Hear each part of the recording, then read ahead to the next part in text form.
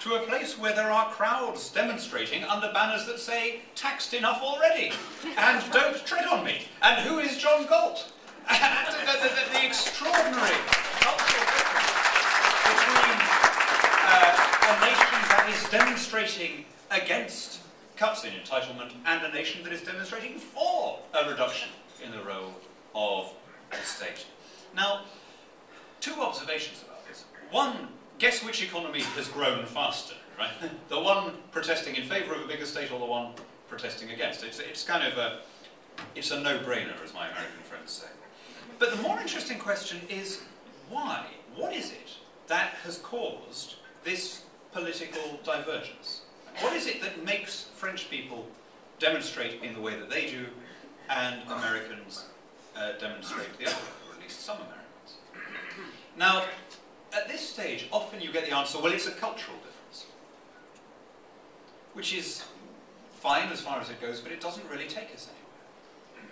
I mean, why is it a cultural difference? Culture is not some numinous entity that exists alongside political institutions. It's a product of those institutions. If you transported a French baby at birth to the US, it wouldn't grow up protesting in favour of paralysing the economy, probably. I can think of one or two cities where it might actually. But as a rule, it would be. This country has been very good at taking people from all sorts of different nations of origin and imbuing in them this common dream of freedom and free enterprise. And why does that happen? Well, it has to do with political structures. You can be very reductionist about this. You can analyse, in a very simple way, the things that set the US apart from other Western countries, indeed other countries in general. And they are differences that go right back to the foundation. All nations, all polities, all unions tend to develop according to the genetic code that was fixed at the moment of their conception. This as much as any other. Your founding fathers had spent years fighting the consequences of the over-centralisation of power. They knew at first hand what it meant to live under a government where there was no proper democratic control of the executive. And so their obsession, which is very clear when you read the debates that surrounded the Constitution and when you read the ensuing document itself, was to prevent any such thing happening in the New World. And the structures and institutions that they created were based around the idea of the maximum dispersal of power, of making decision makers directly accountable, ideally through the ballot box, and of taking decisions as closely as possible to the people that they affect. Now, those may sound like banal objectives, but to see how unusual the United States is in the way in which it's implemented them, all you have to do is to contrast your structures, your constitution, with those of other democracies. Let's start with the foundational document itself. Your constitution, with all the amendments, is 7,200 words long. The European Constitution is 78,000 words. Your Constitution is mainly concerned with the liberty of the individual. The European Constitution is mainly concerned with the power of the state. Your Declaration of Independence promises life, liberty, the pursuit of happiness. The European Union's equivalent, the Charter of Fundamental Rights and Freedoms, guarantees our right to strike action, affordable housing, and free healthcare.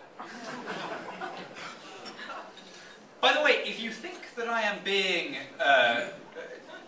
mischievous in comparing these two documents, let me refer you to the author of the European Constitution, Valéry Giscard d'Estaing, the former French president.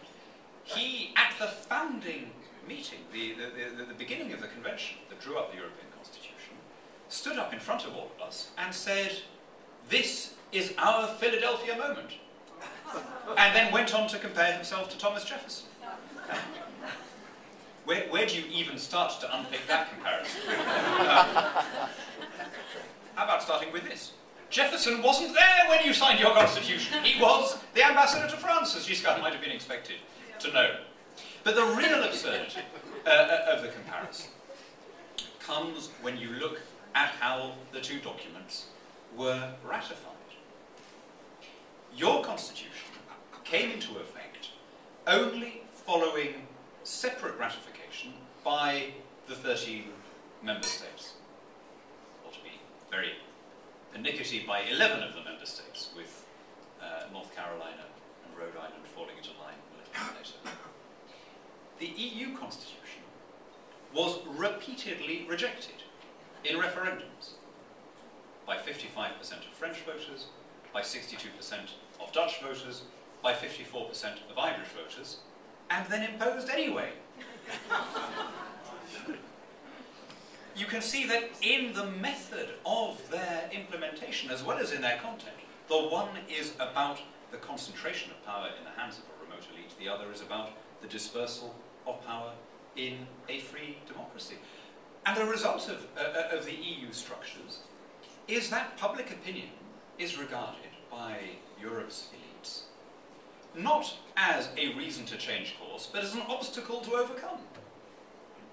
I remember after the French and Dutch referendum results came in, being in the European Parliament, and one after another, my colleagues stood up to explain away the result. People had got it wrong. They'd misunderstood the question. Or they'd really voted about something else, rather than the question, in fact, on the ballot paper. So what we needed was better propaganda. We needed better information so that they could be brought to see their true interests.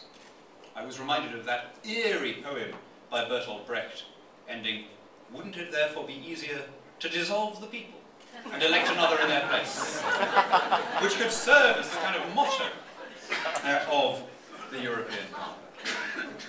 Now, why is it that that happens? Look, to this day, both the American and the European unions have grown according to the DNA that was encoded at the moment of their conception. That there are peculiar features of US democracy that are not really replicated in any other country, that have come about as a direct consequence of the vision that was put to paper in the old courthouse. Open primaries, referendum and initiative procedures, balanced budget rules, recall votes, states' rights, localism, the election of virtually every public official from the sheriff to the school board.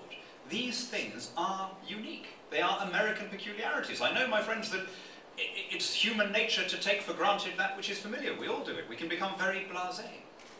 You may not appreciate quite how lucky you are, quite how unusual you are, in having these mechanisms to impose the will of the electorate on the decision makers.